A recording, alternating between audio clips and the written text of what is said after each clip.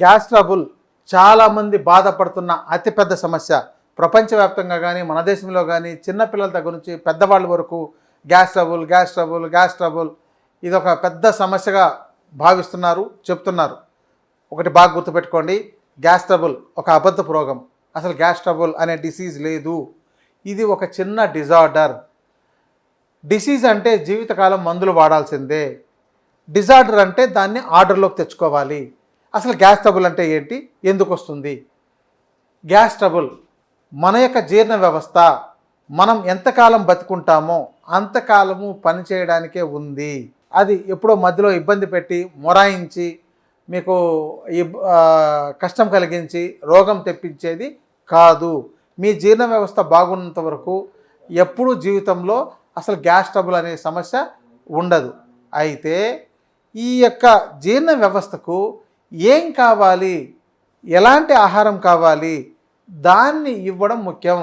దానికి ఏది విరుద్ధమవుతుందో, ఏది పనికిరాదో, ఏది చెడు చేస్తుందో దానిని మీరు ఇవ్వడం వల్ల మీకు అది సక్రమంగా అరగకపోవడం వల్ల చెడిపోయి కుళ్ళిపోయి గ్యాస్ లాంటిది తయారవుతుంది. ఉదాహరణకు మీరు ఏదైనా ఆహార పదార్థాన్ని తయారు చేసి 2 రోజుల పాటు అట్లాగే మీ పాత్రలో ఉంచేయండి.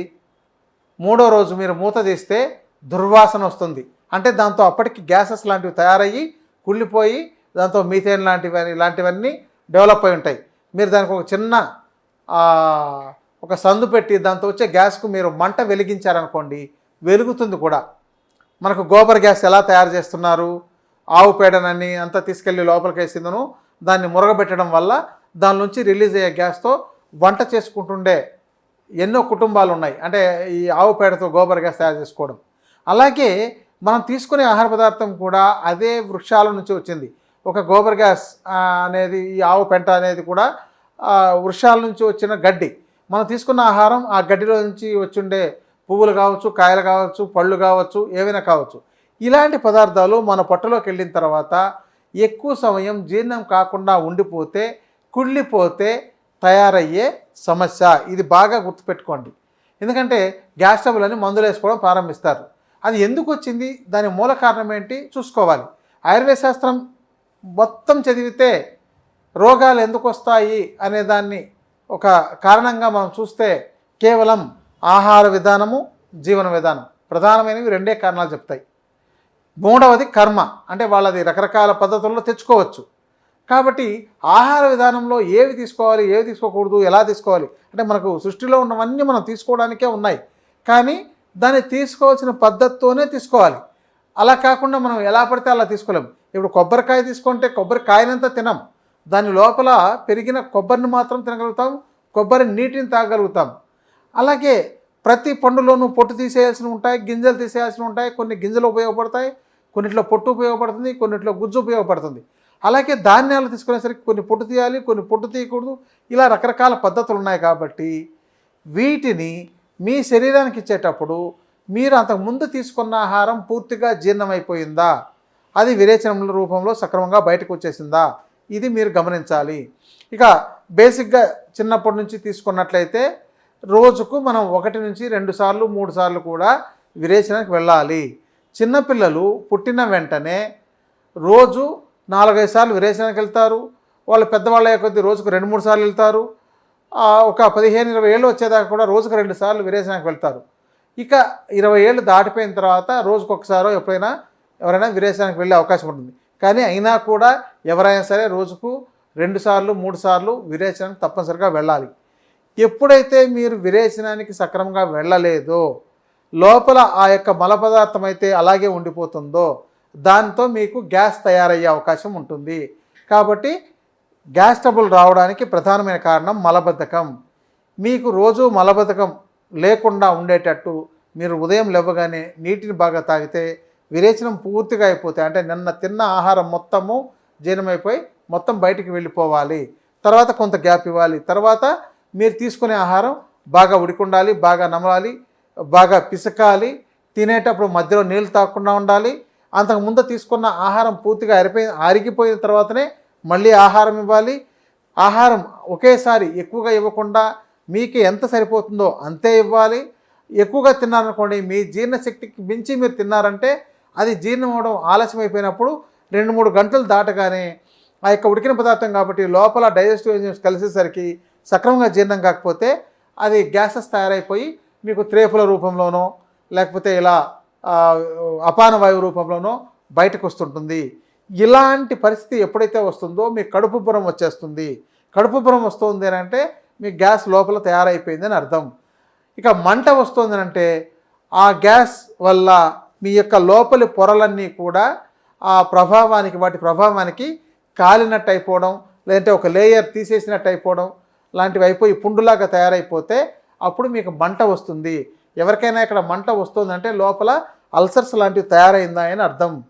సో ఇదన్నీ కారణాలు. ఈ కారణాలు ఏవి లేకుండా మీరు కాపాడుకోగలిగితే తర్వాత మీరు చిన్నపాటి ఔషధం తీసుకున్నా కూడా మీకు ఈ సమస్య రాకుండా ఉంటుంది. ఇంకోటి అంటే విరేచనం ఒక్కరోజు బాగా అయిపోయినంత మాత్రం సరిపోదు. ఎవరికైతే సక్రమంగా విరేచనం కాలేదో వీళ్ళు వారానికి ఒకసారి ఏదైనా విరేచన ఔషధం కానీ లేకపోతే స్వాదిష్ట విరేచన చూర్ణం అని ఆయుర్వేద షాపుల్లో దొరుకుతాయి. ఆ చూర్ణాన్ని ఒక 2 స్పూన్లు మీరు రాత్రిపూట పడుకునేటప్పుడు ఒక గ్లాసు వేడి నీళ్ళలో కలిపి తాగినట్లయితే విరేచనం అయిపోతుంది. దీన్ని రోజు వాడండి, ఒక 20 రోజులో, నెల రోజులో. అంటే వాడితే చాలామంది మాకు అలవాటు అయిపోతుందేమో అనుకుంటారు. ఇదేది అలవాటు కాదు. మీకు ఆహారం అలవాటు అయిపోయే తింటున్నారా, అవసరమై తింటున్నారా? కాబట్టి ఈ విరేచనం అయిపోతుండడం చేసుకొని తర్వాత ఇంకా మీకు ఈ గ్యాస్ సమస్య సరిగా లేకుండా ఉండాలంటే, అంటే గ్యాస్ సమస్య లేకుండా ఉండాలంటే, అది సక్రమంగా ఉండాలంటే మీరు మంచి జీర్ణశక్తిని వృద్ధి చేసే ఆహార పదార్థాలు తీసుకోండి. ఆ ఆహార పదార్థాల్లో ప్రధానంగా మనకు జీలకర్ర అద్భుతంగా పనిచేస్తుందండి. ఎంత అద్భుతం అంటే జీలకర్ర చూర్ణం కొద్దిగా ఉప్పు కలిపి కానీ లేకపోతే బెల్లం కలిపి కానీ మీరు చప్పరించి తిన్నట్లయితే మీ యొక్క డైజెస్ట్ కాని పదార్థాలు, అంటే జీర్ణం కాని పదార్థాలు ఎక్కడైతే లోపల ఉండిపోయినాయో వాటినన్నిటినీ పూర్తిగా జీర్ణం చేయించి వాటిని అబ్జర్వ్ చేయించి ఆ యొక్క విరేచనం అంటే పరికరాందన్నిటినీ ఆ మల పదార్థంలోకి మలభాగంలోకి తోసేస్తుంది. ఇక మిరియాలకు కూడా అదే గుణం ఉందండి. కానీ జీలకర్ర చూర్ణానికి అంటే 100 గ్రాముల జీలకర్ర చూర్ణం చూసుకుంటే 10 గ్రాముల మిరియాల చూర్ణం దాంతో కలుపుకొని అలా కూడా ఉప్పు కానీ దానికి లేదా చక్కెర కానీ కలిపి కూడా వాడుకోవచ్చు, బెల్లం కలిపి కూడా వాడుకోవచ్చు. ఇది మన ఇంట్లో చేసుకోవాలి గృహౌషధం. ఇంకా ఎక్కువగా ఉందండి, సమస్య తగ్గట్లేదు అంటే జీలకర్రకు వాము సమాన మోతాదులో కలిపి దానికి చూర్ణం చేసి దానికి కొద్దిగా బెల్లం కానీ చక్కెర కానీ కలిపి దీన్నైనా రోజుకు మీరు 2 చెంచాల దాకా తీసుకోవచ్చు. అంటే జీలకర్ర 2 చెంచాలు, వాము 2 చెంచాలు కూడా తీసుకోవచ్చు. అంటే 4 చెంచాల చూర్ణాన్ని రోజు చప్పరించవచ్చు. మీకు ఎవరికైతే సరిగా జీర్ణం కావట్లేదు అంటున్నారో వాళ్ళు ఈ జీలకర్ర, వాము, ఇంకా సోంపు కూడా యాడ్ చేసుకోండి. వేడి చేస్తుందేమో వాము తీసుకుంటే అనుకునే వాళ్ళు సోంపు యాడ్ చేసుకోండి. ఈ 3ంటిని మిక్స్ చేసి తీసుకోండి. ఇంకా బాగా సరిగా జీర్ణం కావట్లేదు, ఇంకా కొంచెం బాగా జీర్ణం అయ్యేటట్టు కావాలని అంటే సొంటి చూర్ణం ఒక 50 గ్రాములు కలపండి. అంటే ఇవి ఒక్కొక్కటి 100 గ్రాములు, సొంటి చూర్ణం ఒక 50 గ్రాములు, అంటే ఇవన్నీ కలిపి 350 గ్రాములు అయినాయి. దానికి మిరియాల చూర్ణం ఒక 25 గ్రాములు కలపండి. కలిపి దానికి సమానంగా చక్కెర పౌడర్ను కలుపుకోండి. కలిపి మొత్తం మిక్స్ చేసి ఒక డబ్బాలో పెట్టుకొని రోజుకు 3-4 చెంచాలు చప్పరిస్తారండి. మీ నెల రోజుల్లో మీ గ్యాస్ ట్రబుల్ మొటమాయం. అంత అద్భుతంగా పనిచేస్తుంది. దీనికి రోజు ప్యాంటాప్లని, ర్యాంటాక్లని, ఓమిప్రజోలని, డోపిప్రజోలని రకరకాల మందులు వేస్తుండే వాళ్ళు ఉన్నారు.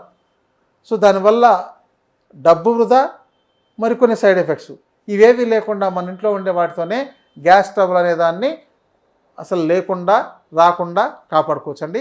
ఇది ఒక మంచి ఆరోగ్య సూత్రం. ఇంతకంటే దీనిపైన ఇంకేదైనా మీకు ఇన్ఫర్మేషన్ కావాలనుకుంటే మీరు కామెంట్ రూపంలో తెలియజేయండి, లేదంటే కింద ఇచ్చిన నంబర్లో మీరు సంప్రదించినట్లయితే మీకు మరిన్ని పరిష్కారాలు తెలియజేయగలుగుతాం. నమస్తే.